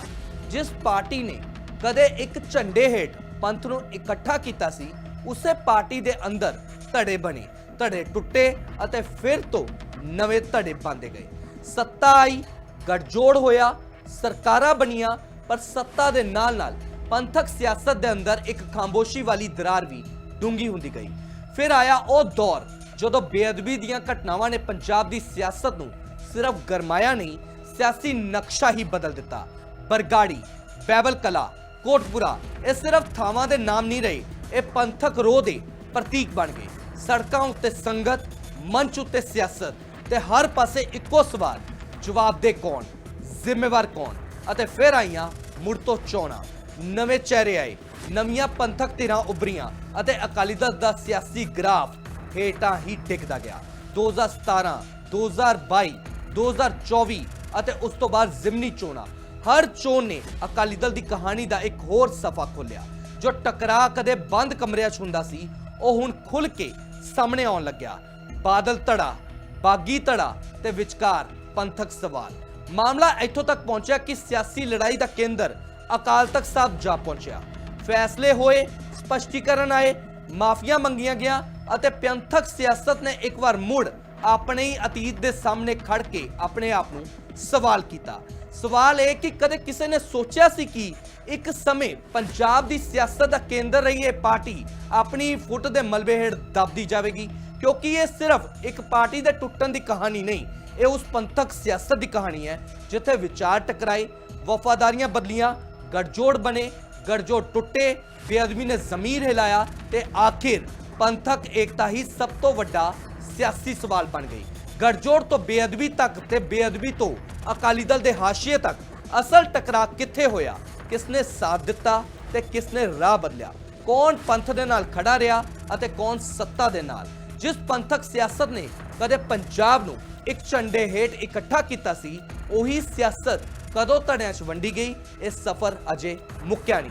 ਕਈ ਮੋੜ ਬਾਕੀ ਨੇ, ਕਈ ਚਿਹਰੇ ਬੇਨਕਾਬ ਹੋਣੇ ਨੇ, ਕਈ ਸਵਾਲਾਂ ਦੇ ਜਵਾਬ ਬਾਕੀ ਨੇ ਅਤੇ ਇਹਨਾਂ ਸਾਰੇ ਸਵਾਲਾਂ ਦਾ ਜਵਾਬ ਮਿਲੇਗਾ ਅਗਲੇ ਹਫਤੇ ਪੰਥਨਾਮਾ ਕੁਰਬਾਨੀ ਤੋਂ ਕੁਰਸੀ ਤੱਕ, ਕਿਉਂਕਿ ਕਹਾਣੀ ਅਜੇ ਬਾਕੀ ਹੈ, ਬਹੁਤ ਕੁਝ ਬਾਕੀ।